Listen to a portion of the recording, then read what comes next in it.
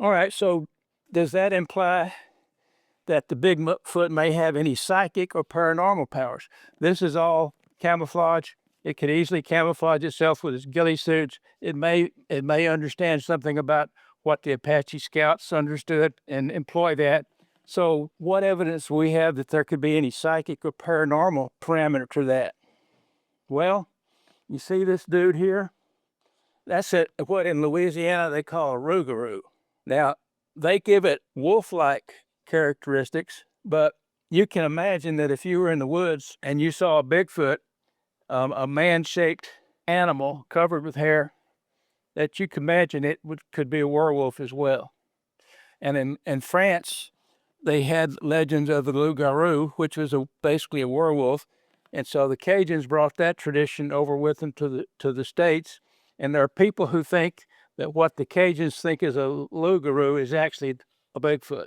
But interestingly, the Cajun fishermen and the people who go way back up in the Tuffley Basin, they have a superstition, supposedly, that when the rougarou is in the area, things start going haywire and their equipment will quit working for unknown reasons. Their boat motor will cut out. Their, whatever machinery they depend on will start malfunctioning when a rougarou is seen in the area.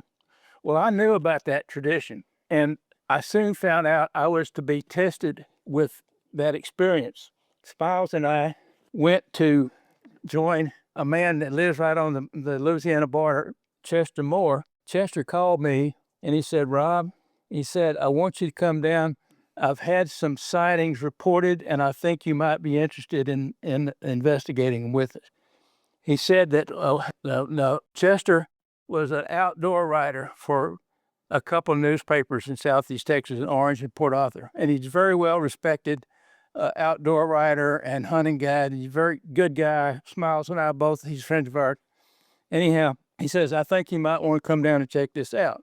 And I had just met Smiles, and so I invited Smiles to come along on the investigation. Now, it was cold. This was in January, and we had a norther blow in on the way down there, and by the time we got there, it was about 20 degrees. So we really had to be motivated to go out. And what happened, he said he had somebody contact him and said that they had been out on one of the bayous right off the Sabine River in an area called Blue Elbow Swamp, and that they had seen what they assumed was a wild hog swimming in the water. Said it was a big, black, hairy animal, and they saw it swim across this little channel of the bayou and crawl up the bank. But it said when it got up to crawl up the bank, it reached out with hands. He said it freaked the guy out. He says that wasn't a hog. It actually had arms and hands. So he called Chester. Of course, Chester had a reputation. Chester called me and said, "Let's go check it out." So within 2 days of that initial sighting, we were there. We went out, and Chester was an expert in animal tracks. And we went out, I guess you remember this, Miles. We went out and immediately found some tracks that were suspicious, and we did castings of them, and they weren't shaped like normal humans. They weren't real big, but they didn't look like normal human prints, and they were barefoot, and who would be barefoot in the swamp in 20-degree weather? But on the way out there, Chester is one of those diehard flesh and blood guys, okay? And I told him right as soon as I met him that I thought there was a paranormal aspect to Bigfoot. He didn't think so, but we got to be friends anyhow, so he invited me to come out. And so as we were going out to where the tracks were, back up a little bit, Smiles and I got on the boat, and he met us in about a 12-foot flat bottom boat, and we had to go a couple miles up back into the swamp, and his dad was going to meet us there and set up the camp. So as we're getting on his boat, I looked down, and Chester had the name of his boat was Swamp Devil. I said, Chester, so we got in and we were pulling out. I said, Chester, I said, man, you've been holding out on me. You said, you've been holding out on me. You've been telling me that there's no way this could be anything but flesh and blood. And you're calling your boat the swamp devil? I said, what's that about? And so he just kind of smiled. And so we're pulling out and he's revving up his motor. I said, Chester, I said, that's what the Cajuns call the Bigfoot. And he says, what? I said, they call him a diab, the devil. And he couldn't quite understand what I was saying because his motor was getting louder. So we're revving up, we're going out the channel. And he says, what? I said, they call him diab, the devil. And I was practically yelling it out at that time. And his motor cut out, went dead right there. I swear to God.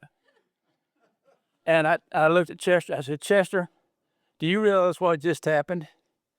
I said, I mentioned the word devil and your motor goes out. He says, I can't believe it. He said, I've never had any problem with this motor.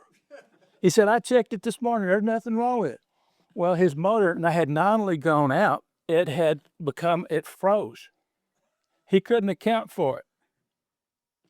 So we had some paddles with us. And since I was an old man, I got to supervise Smiles and Chester to paddle us back to the nearest sandbar where we called his buddy for help. Well, his buddy shows up. His name was Bubba. And Bubba shows up, and he picks us up. We load all of our gear, and he's getting ready to take us out to the camp. And his motor, he couldn't get his motor to start. It just quit working. And I said, man, I'm sorry about that. I said, let me see what I can do. So I got out of Chester's boat. I went over to the other Bubba's boat, and I did some little stupid thing. I said, okay, it should work now. And he cranked it right up. But that was a bizarre experience because it was too coincidental to be a coincidence, in my opinion. You have anybody there named Bruno? Man, we had Chester's dad is a grade A, what they call a grade A coon ass back home. Good people, but I wouldn't let Chester get away with that. I said, Chester, a Rougarou knocked this motor out, and you know it. And I said, I don't mind telling you, when that motor went out, I started looking around. And we got out there, and that's when we found the tracks. And whoever had been there, remember this, Smiles? Whoever had been there the night before had left suddenly and left all kinds of, there was some camping gear or something that they abandoned. Somebody left in a hurry. Camping gear, kids' toys, I think, and shotgun shells in every direction. Yeah. Something showed up and scared these people. They obviously responded with gunfire, and they left post haste. With a emptied shotgun shells? Yes. And that was in an area literally on the Sabine River, right across the river from Louisiana. So that led me to think that there was some substance to the Rougarou legends.